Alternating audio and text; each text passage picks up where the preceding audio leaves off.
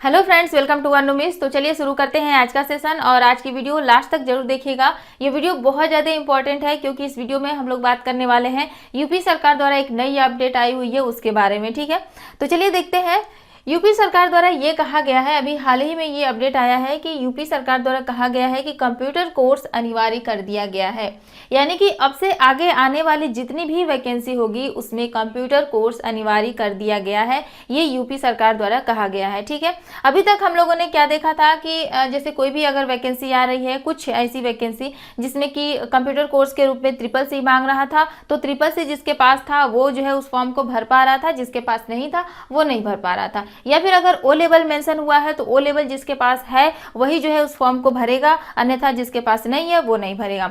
तो अब ये नई अपडेट आई है, यूपी सरकार द्वारा कहा गया है कि अब आगे यूपी की जितनी भी वैकेंसी आएगी सब में कंप्यूटर कोर्स अनिवार्य कर दिया गया है। ठीक है, इसमें जो है टोटल 28 कंप्यूटर कोर्स को मान्यता दी गई है। अब 28 कंप्यूटर कोर्स कौन कौन से हैं उसके बारे में अभी आगे हम लोग डिस्कस करेंगे। ठीक है, चलिए अब हम लोग देखते हैं कि ये 28 कोर्स जिसको मान्यता दी गई है ये कौन कौन से हैं। ठीक है, तो देखिए सबसे पहले एक चीज और ध्यान दीजिए कि यहाँ पर जो कंप्यूटर कोर्स अनिवार्य किया गया है इसकी जो अवधि है ये कम से कम जो है 1 साल तक होना चाहिए। यानी कि जो आपका कंप्यूटर कोर्स है वो कम से कम 1 साल तक जो है, जो भी कोर्स होगा 1 साल तक कम से कम वही जो है मान्य होगा। ठीक है, 1 साल से कम अगर आपने 6 महीने का कोई कंप्यूटर कोर्स किया हुआ है, 3 महीने का कोई कंप्यूटर कोर्स किया हुआ है तो वो मान्य नहीं होगा। कम से कम इसकी जो अवधि है वो यानी कि इसकी टाइम है वो 1 साल होनी चाहिए। ठीक, चलिए अब हम लोग यहाँ पर कुछ कोर्सेज के बारे में बात कर लेते हैं। जैसे देखिए, अगर आपने इंटरमीडिएट के बाद जो है BSc किया हुआ है, BSc आप जानते हैं कई सारे जो है सब्जेक्ट से होता है, physics, chemistry, math, biology, biotechnology, बहुत सारे सब्जेक्ट से। लेकिन यहाँ पर किसी अदर सब्जेक्ट से अगर आप किए हैं तो मान्य नहीं होगा। आपने BSc जो है CS से किया हुआ है तो मान्य होगा। ठीक है, या फिर BSc आपने IT से किया है यानी कि इंफॉर्मेशन टेक्नोलॉजी से तो मान्य होगा। या फिर इसके अलावा आपने BCA किया हुआ है यानी कि जो है बैचलर ऑफ कंप्यूटर एप्लीकेशन, इस फील्ड में जो है आपने ये कोर्स किया है। या फिर आपने BTech किया हुआ है और BTech में जो है आपने A लेवल से B लेवल या फिर C लेवल से किया हुआ है, तो अगर आप BTech जो है किसी अदर ट्रेड से करते हैं तो मान्य नहीं होगा। ठीक है, BTech जो है आपका इस जो है सब्जेक्ट से होना चाहिए यानी कि इस फील्ड में होना चाहिए।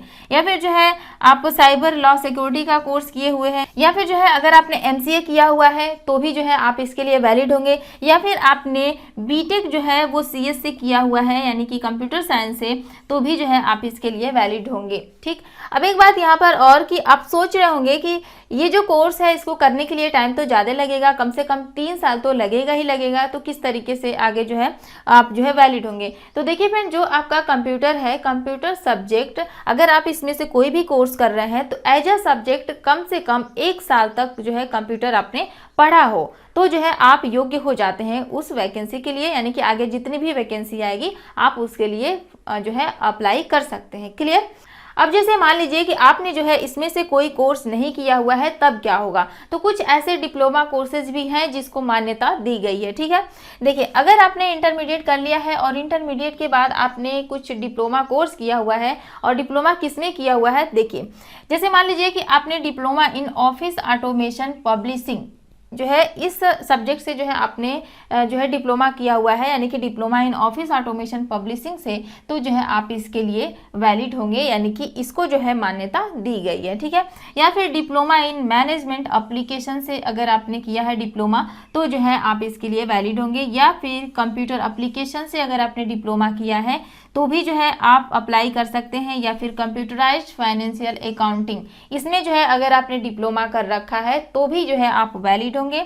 या फिर कंप्यूटर स्किल्स में अगर आपने डिप्लोमा किया है या फिर प्रोग्रामिंग में आपने डिप्लोमा किया हुआ है तो भी जो है आपको मान्यता दी जाएगी। ठीक है, या फिर कंप्यूटर टीचिंग ट्रेनिंग, इसमें जो है अगर आपने डिप्लोमा किया हुआ है तो जो है आपको मान्यता दी जाएगी। एक चीज़ और ध्यान दीजिएगा कि जो भी डिप्लोमा कोर्स आप करेंगे, ऐसा नहीं कि आपने 6 महीने का कोई डिप्लोमा कोर्स किया हुआ है तो जो है आपका जो सर्टिफिकेट है वो मान्य हो जाएगा, ऐसा नहीं है। मैंने आपको शुरू में ही बताया कि कम से कम जो है उसका टाइम ड्यूरेशन 1 साल तक होना चाहिए। 1 साल का कंप्यूटर कोर्स आपके पास होना चाहिए। किस फील्ड में होना चाहिए यहाँ पर हम लोग देख रहे हैं। ठीक है, उसके बाद जैसे मान लीजिए कि आपने advance diploma in computer hardware किया हुआ है, ठीक है, तो ये भी जो है मान्य होगा, या फिर एडवांस डिप्लोमा इन प्रोग्रामिंग आपने किया है तो भी जो है मान्य होगा आपका सर्टिफिकेट। ठीक, तो यहाँ पर हमने कुछ डिप्लोमा कोर्सेज देखे। अगर आपने जो है 12 के बाद ये सारे डिप्लोमा कोर्सेज इसमें से कोई भी आपने किया हुआ है तो आप जो है बिल्कुल सेफ हैं, आप जो है आगे आने वाले जितने भी वैकेंसी है आप उसके लिए अप्लाई कर सकते हैं। और यहाँ पर हमने आपको बताया कि अगर आप ग्रेजुएशन कर रहे हैं तो ग्रेजुएशन में अगर आप ये सारी चीज़ें कर रहे हैं तो इसमें जो है आपका कंप्यूटर एज ए सब्जेक्ट कम से कम 1 साल तो जरूर होगा, तो भी जो है आप मान्य होंगे।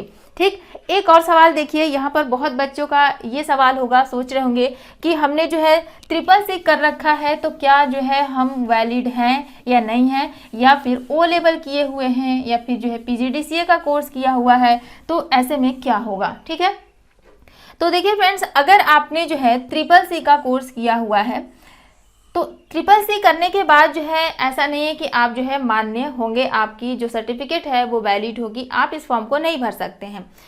अब ऐसा नहीं कि आप जो है कोई भी फॉर्म नहीं भर सकते हैं, बहुत सारी वैकेंसी आती है जिसमें CCC मांगा जाता है, तो ऐसी वैकेंसी जिसमें CCC जो है डायरेक्टली मेंशन किया गया है कि आपके पास CCC का सर्टिफिकेट है तब जो है आप वैलिड हैं इस फॉर्म को भरने के लिए, तो उस फॉर्म को जो है आप बिल्कुल भर सकते हैं। लेकिन जहाँ पर कंप्यूटर कोर्स अनिवार्य किया गया है तो वहाँ पर 1 साल का कम से कम कंप्यूटर कोर्स होना चाहिए, वहाँ पर CCC नहीं चलेगा। क्यों? क्योंकि CCC का जो आपका CCC जो कोर्स होता है ये मात्र जो है 3 महीने का ही कोर्स होता है, आप सभी जानते हैं। ठीक, एक और पॉइंट देखिए, अगर आपने जो है O लेवल का कोर्स किया हुआ है तो क्या आप जो है वैलिड है?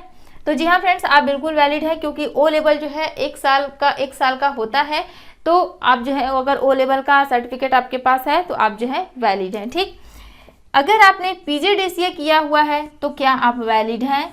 तो बिल्कुल वैलिड है। आपने PGDCA का कोर्स किया हुआ है तो भी वैलिड है। इसमें भी जो है आपका टाइम ड्यूरेशन 1 साल जो है कंप्लीट हो जाता है, यानी कि 1 साल से कम इसमें भी नहीं लगता है। तो अगर आप जो है O लेवल PGDCA किए हैं तो जो है आप वैलिड हैं। अगर आपने CCC कर रखा है तो जो है यहाँ पर जो है आप नहीं वैलिड हो सकते हैं। अगर आपने CCC केवल कर रखा है तो या तो आप कोई डिप्लोमा कोर्स कर लीजिए, या तो अगर आप चाहें तो O लेवल का भी कोर्स कर सकते हैं। अगर आपने इसमें से कोई भी कंप्यूटर कोर्स नहीं किया हुआ है तो आप जो है O लेवल का कोर्स जल्द से जल्द जो है कर सकते हैं।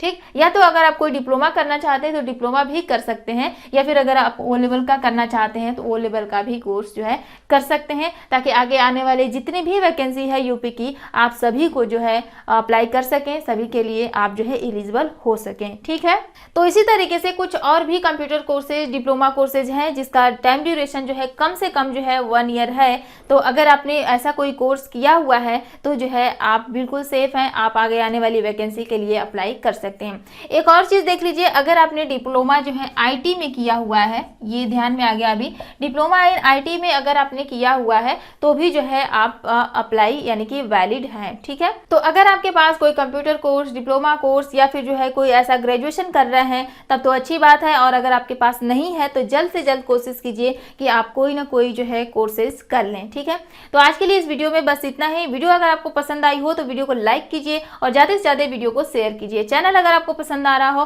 तो चैनल को भी सब्सक्राइब कर लीजिए, और एक साइड में बेल का आइकन दिख रहा होगा उस पर भी प्रेस कर दीजिएगा, ताकि जब भी हम चैनल पर अब वीडियो अपलोड करें तो उसकी नोटिफिकेशन आप तक तुरंत चली जाए। ठीक है, तो चलिए मिलते हैं नए वीडियो में नए टॉपिक के साथ। Thank you.